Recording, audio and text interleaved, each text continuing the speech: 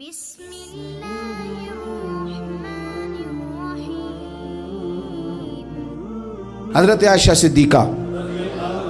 رضی اللہ تعالیٰ عنہ فرماتی ہیں ایک عورت تھی اور اسے نبی پاک صلی اللہ تعالیٰ علیہ وسلم نے وہ کلمہ پڑھ کے مسلمان ہوئی، مدینہ طیبہ آ گئی تو حضور نے مسجد نبوی شریف میں اس کے لیے مکان،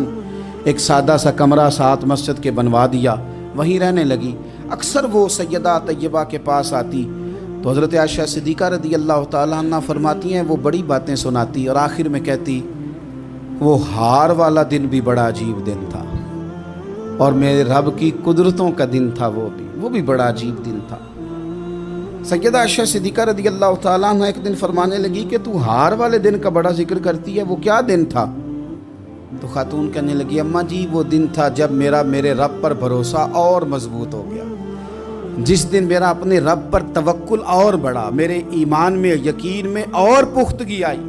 کہنے لگی میں ایک گھر کی کنیز تھی، نوکرانی تھی،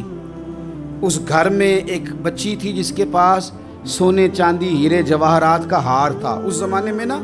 چمڑے کے اوپر لوگ ہیرے جواہرات لگاتے تھے، کئی دفعہ سرخ رنگ کے چمڑے پہ لگائے جاتے تھے، وہ بچی پہنتی تھی تو کہتی ہوں بچی کے اس نے اتار کے رکھا یا اس سے گرا وہ ہار تو چیل اسے اٹھا کے لے گئی گوشت سمجھ کے اور میرے سامنے اٹھا کے لے گئی۔ گھر والوں نے مجھ سے پوچھا، یہ بخاری میں موجود ہے، گھر والوں نے پوچھا مجھ سے کہ وہ ہار کہاں ہے تو میں نے کہا چیل اٹھا کے لے گئی۔ گھر میں کچھ چوری ہو جائے تو سب سے پہلا الزام کس پہ لگتا ہے؟ ملازمین پہ۔ کہتے انہوں نے مجھے بڑا مارا، بڑی تکلیف تھی، حتیٰ کہ میری شرمگاہ تک کی تلاشی، میری عزت اتنی خراب کی میں بتا نہیں سکتی۔ میں نے اپنی زندگی میں ایک واقعہ دیکھا، ایک امیر گھر میں چوری ہو گئی، ملازم کو اتنا مارا کہ وہ چارپائی پہ پڑ گیا، پولیس والوں سے اتنی مار پڑوائی گئی کہ وہ بیچارہ چارپائی پہ پڑ گیا اور پھر وہ اتنا بیمار ہوا اور کچھ دنوں کے بعد پتہ چل گیا کہ چور تو اپنا بیٹا ہے ان کا، پھر اس کا انتقال ہو گیا۔ اب وہ سیٹھ صاحب اور گھر والے آ کے مرنے والے کے کان میں معافی مانگ رہے ہیں، کان میں۔ تو میں نے ان سے پھر کہا تھا کہ یہ تو اب چلا گیا ہے، تمہارا زور چلتا تھا نا تو تم نے قانون خریدا اور تم نے اسے جتنا ہو سکا تم نے اسے مار پڑوائی، تمہارے پاس جو عدالتیں تھیں تم نے وہاں کارروائی کی، اب ایک عدالت قیامت کے دن لگے گی۔ یہ کمزور تھا نا، کچھ کر نہیں سکا۔ میرے نبی پاک صلی اللہ علیہ وسلم نے فرمایا سن لو، اگر سینگ والی بکری نے بغیر سینگ والی بکری کو تکلیف دی ہوگی نا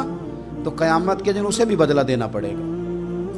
کہ تیرے پاس سینگ تھے اور تو نے اسے مارا تھا۔ وہ خاتون عرض کرتی ہے سیدہ عائشہ کی خدمت میں کہ مجھے بڑا مارا، مجھے تکلیف دی، میں کہہ رہی تھی کہ میرے سامنے چیل لے گئی ہے پر وہ نہیں مان رہے تھے، اماں جی انہوں نے مجھے بڑا مارا۔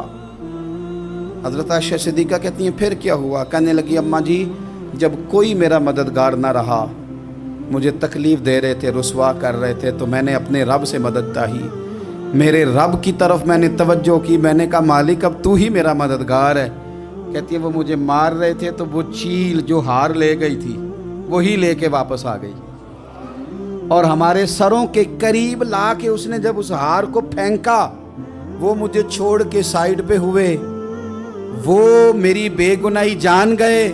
لیکن آپ کو بتاؤں اس دن سے میرا اپنے رب پر یقین اور بڑھ گیا۔